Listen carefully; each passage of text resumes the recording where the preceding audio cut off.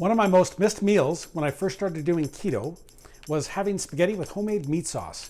Thankfully, there is a solution.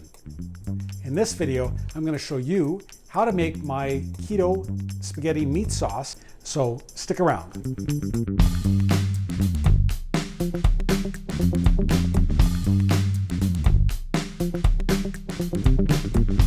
Hey everyone, Zach here from Scenic Sights and Bites. If this is your first time joining us, welcome to our channel, where we try to give you valuable tips and information on travel, food, and the ketogenic low-carb diet. Now, if you've already got a great way of making your own noodles, fantastic. Or if you've bought some keto-friendly noodles from the store or a specialty market, that's great too. But if you've never tried baked spaghetti squash noodles, you should try it at least once. Now, if you are planning on making your spaghetti squash and sauce at the same time, it's a good idea to preheat the oven to 400 when you start making the sauce. That way the oven is ready to go. As soon as the sauce is simmering, you can put the spaghetti squash in the oven. Look at that sauce. The smell is to die for, and it looks fantastic. So for the sauce, you're going to need a few simple ingredients. We've got a pound of lean ground beef, and if you can get grass-fed organic, that's even better. If you can't, you've got to work with what you can. And then we've got 1 can of tomatoes. I've got 1 can of tomato paste and 2 cloves of garlic and about half of a medium onion or a small onion. I've got some monk fruit sweetener here, some ground black pepper. We're going to need some salt, some basil, parsley, oregano, Italian seasoning, chili powder, and paprika.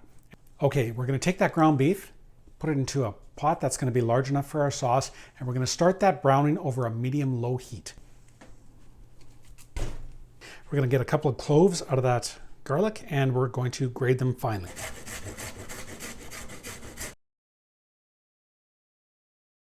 Now, if you don't like chopping your onions, you can use a mandolin, or you can use something like this. I'm actually going to be using this Cuisinart Smart Stick for a couple of different things.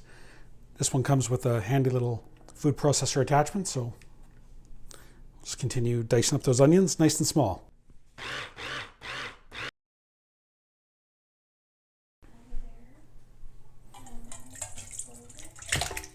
Okay, so I took the food processor attachment off. I'm going to stick the stick blender attachment on, and we're going to blend up those tomatoes.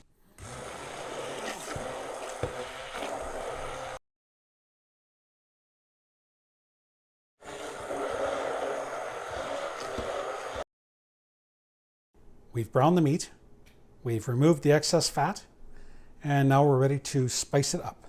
We're going to add the garlic, the onions, the salt, pepper, Italian seasoning, paprika, and lastly, chili powder. I'm going to mix that all up. And we're going to cover it, put it back on the oven over a medium-low heat, and let it cook for another 5 minutes to let all those flavors go into the meat. Now, while that meat's cooking with the spices and herbs, make sure you stir it periodically just to keep it from burning.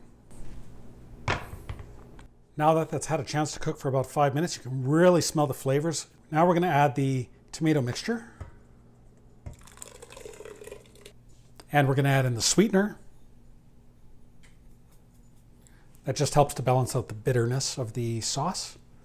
And we'll add the basil, parsley, and oregano. Gonna mix that well. So we're gonna put this back on the stove on a medium-low heat and stir it occasionally just so it doesn't burn. If it's too hot, you can turn it down a little bit more, just above low. And let that cook for about 45 minutes like that.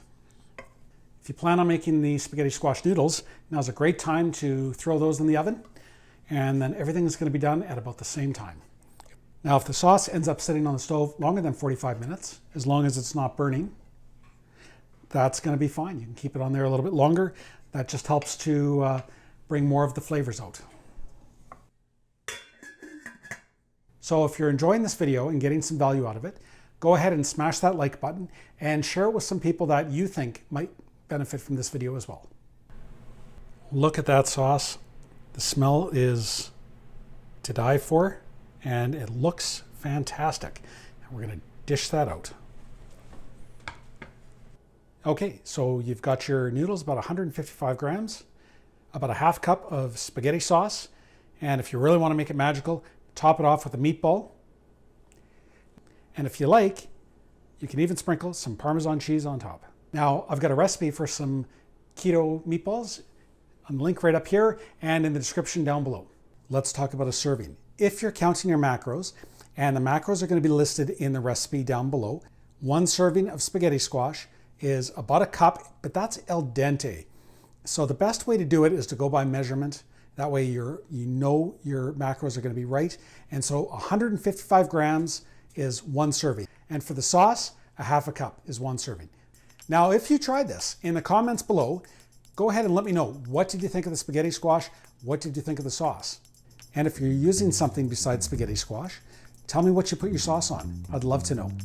For more easy food tips, travel tips, and of course, keto recipes, go ahead and click on that red subscribe button, ding the bell beside it, and make sure you click all. That way you get notified every time we release a new travel, food, or keto recipe video. Now, if you're thinking about losing weight on the keto diet, but you're not sure about it because you're afraid you're going to miss out on all your favorite foods like this, why don't you go ahead and click on that video there? That's going to take you to another great keto food video. And for other great Scenic Sights and Bites videos, go ahead and click on that link down there. Thanks for watching, and see you in the next one.